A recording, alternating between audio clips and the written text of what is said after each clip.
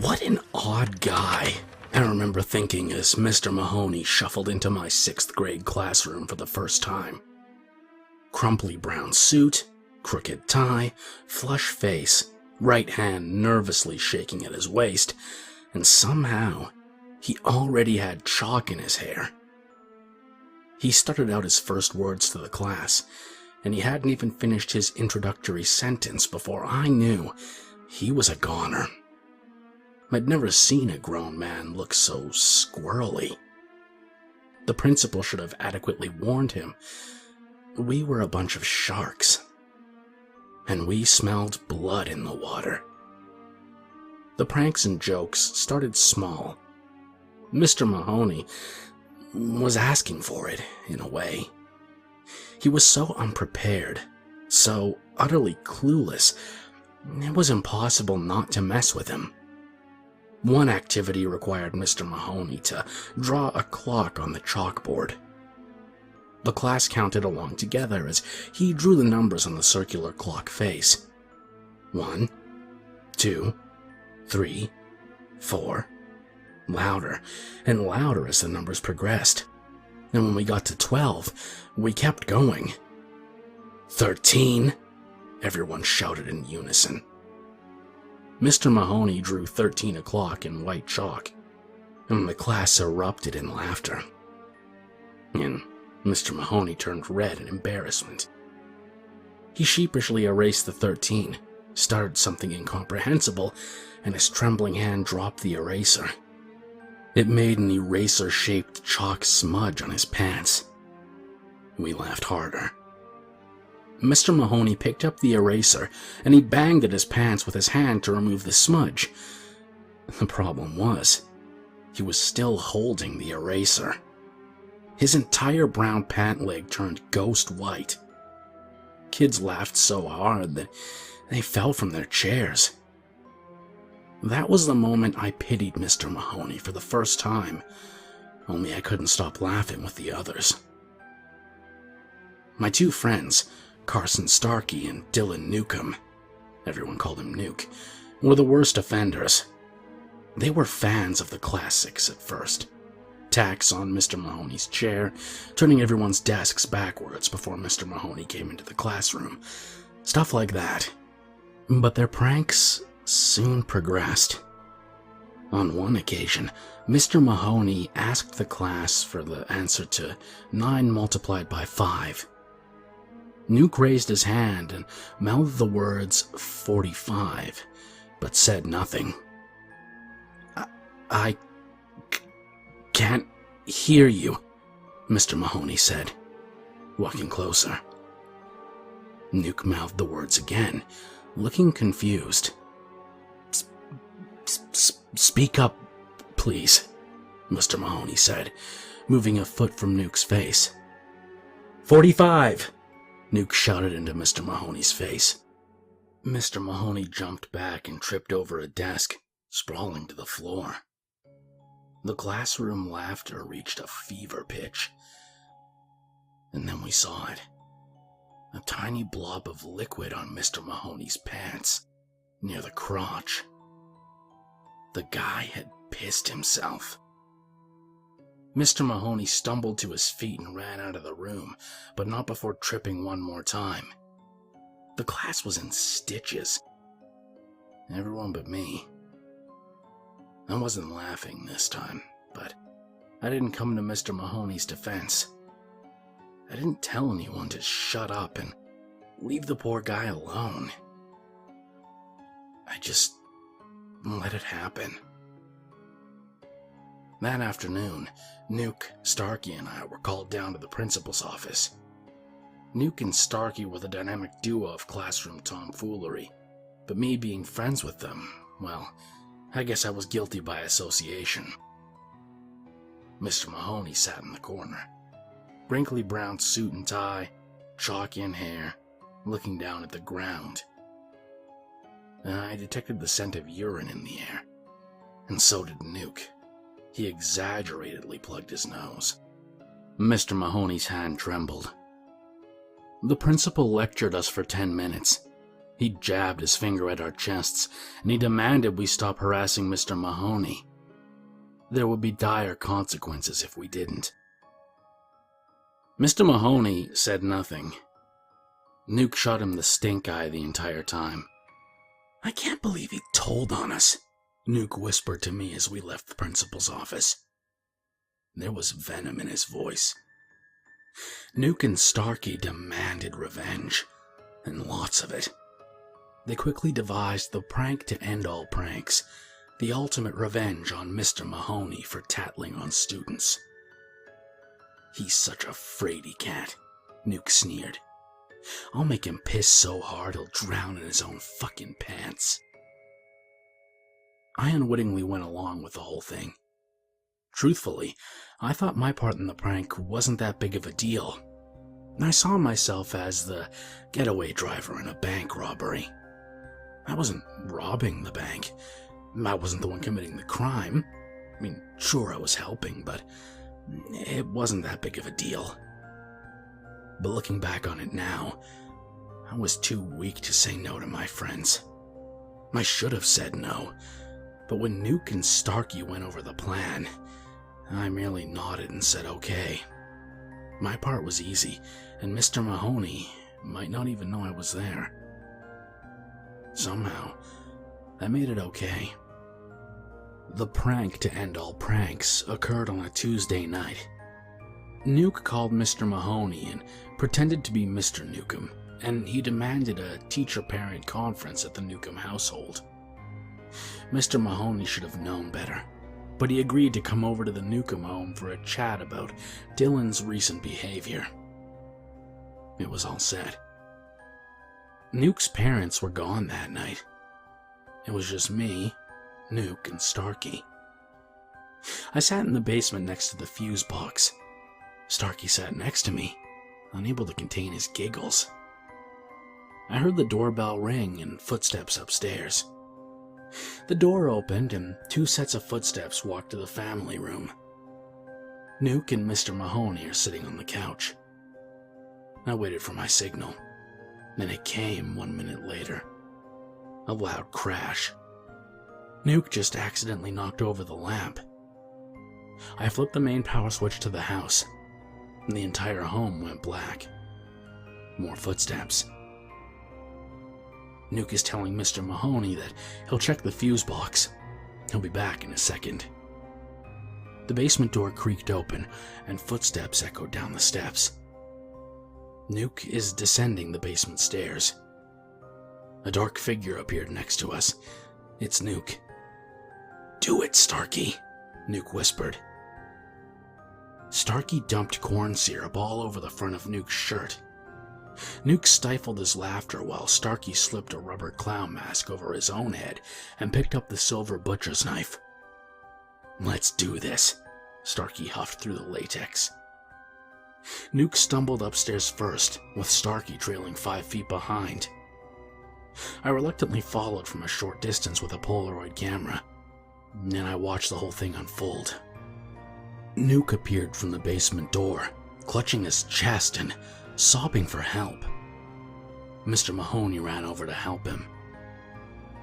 "Oh my God," Mr. Mahoney blubbered, touching the corn syrup on Nuke's shirt. The killer clown then emerged with a raised butcher's knife in his hand. Mr. Mahoney screamed and grabbed onto Nuke's shirt at the collar. It ripped off, and Mr. Mahoney fell to the floor. He backed up and trembled against the wall, still clutching the torn collar. I watched him quiver in the darkness. "Do it!" yelled Nuke. "Take his picture!" I brought up the camera to my face, but I couldn't do it. Starkey made some monster noises and inched closer to Mr. Mahoney. Our substitute teacher sobbed quietly. "Jesus Christ," said Nuke, pointing at Mr. Mahoney. "He pissed all over my fucking floor." I looked down and saw urine emptying from the bottom of Mr. Mahoney's left pant leg. I had never felt more sorry for another human being in my whole life. It felt like we were torturing an injured puppy. "Take the picture," Nuke insisted. I didn't do it. I just dropped the camera to the floor, and it shattered into 3 pieces. Starkey removed his mask and tossed it to Mr. Mahoney. It landed in his lap. "We're just joking around, Mr. Mahoney," Starkey said. "It's just a prank." Mr. Mahoney put one arm against the wall, braced himself, and clambered to his feet. He looked at the torn collar in one hand, the clown mask in the other, sniffled, and shuffled out the front door. "He took my mask," Starkey lamented. "Let him keep the stupid thing," Nuke muttered. Mr. Mahoney wasn't at school the next day. In fact, he never came back. Nuke, Starkey, and I waited each day to be called down to the principal's office to answer for our prank. But that call never came. Our class was assigned a new substitute teacher, and life in the 6th grade marched on. 3 weeks later, a package arrived for our class. It was a stack of math homework that Mr. Mahoney had graded but never returned to us. The sub passed back the worksheets, each meticulously marked up and graded. But Nuke's and Starkey's weren't marked up like the rest of the class. No cross-outs or corrections. Mr. Mahoney had just written the same thing on each of their essays in blazingly red ink. "Nice job. I'm looking forward to seeing more of you soon." I didn't get a worksheet back.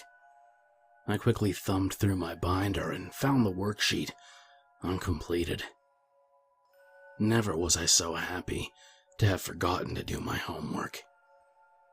"What a load of crap," Nuke snickered. He crumpled up the sheet and tossed it on the floor. Starkey did the same. I slipped my unfinished sheet back into my binder, and I wondered what Mr. Mahoney was doing at the moment. Maybe he was sitting alone, hand shaking nervously at his side and tears running down his cheeks. Or maybe he's sharpening an axe. I shuddered, but the image didn't leave my head. I put my head down on my binder and closed my eyes.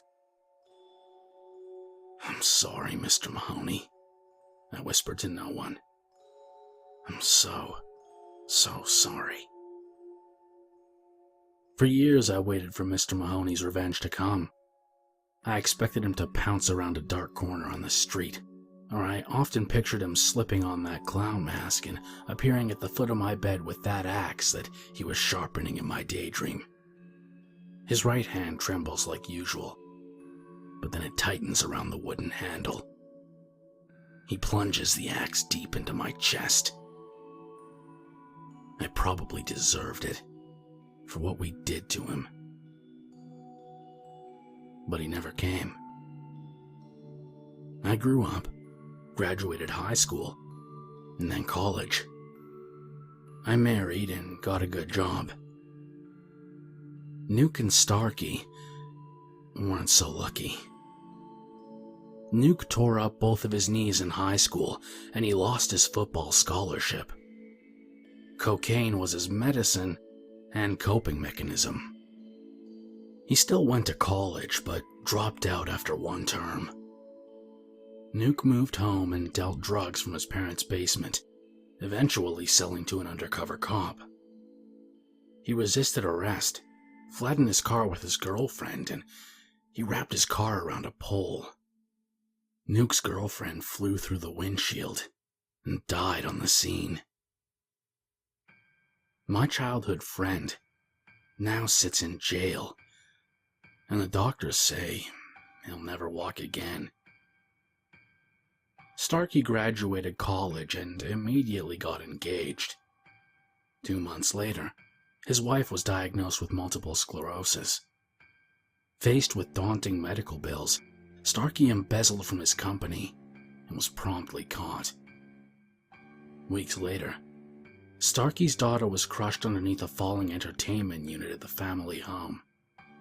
She lived, but she was paralyzed from the neck down.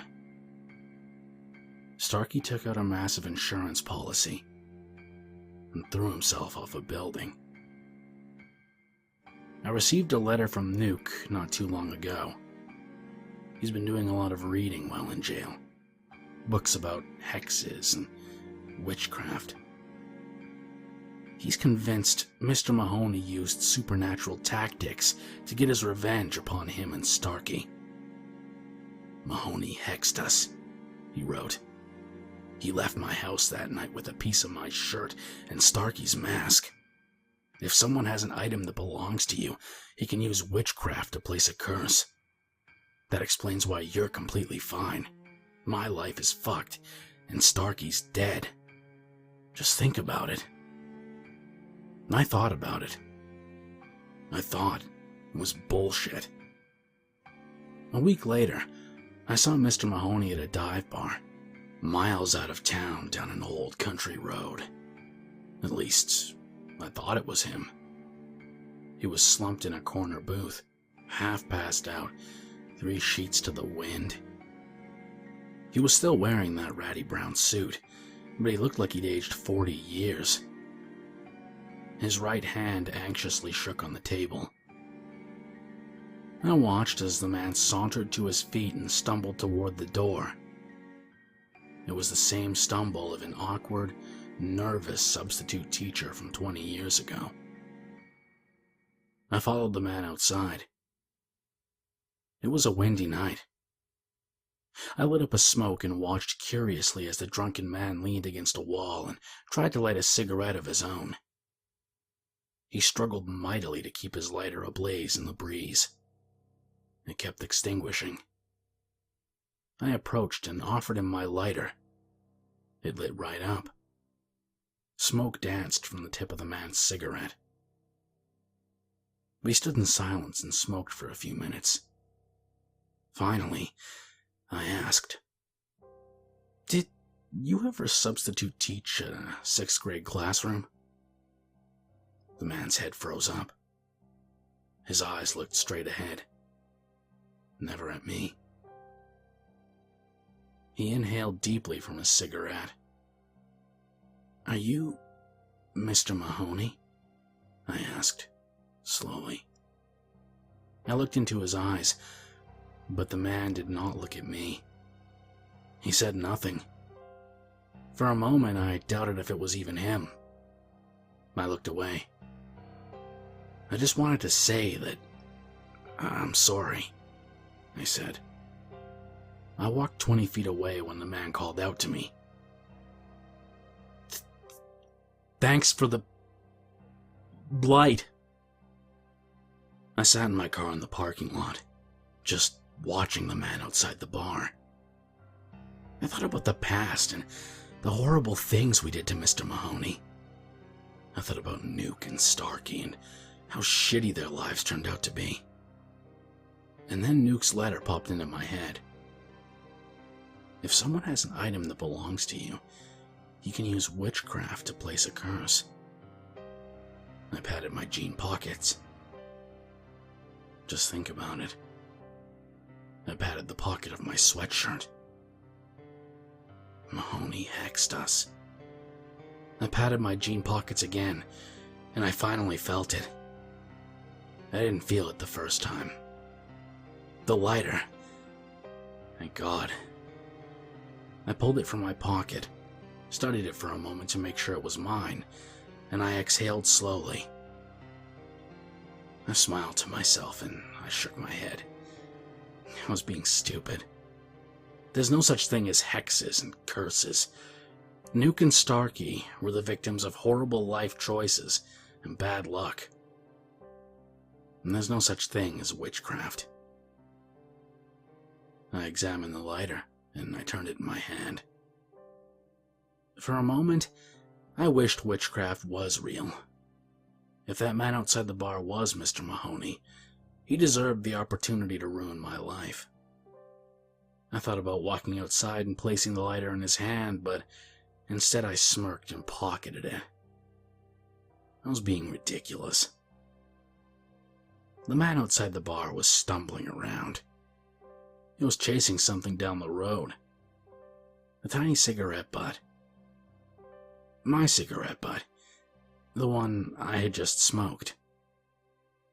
The wind picked it up, and the butt blew down the dark country road. The man limped after it, hand trembling at his waist. What an odd guy.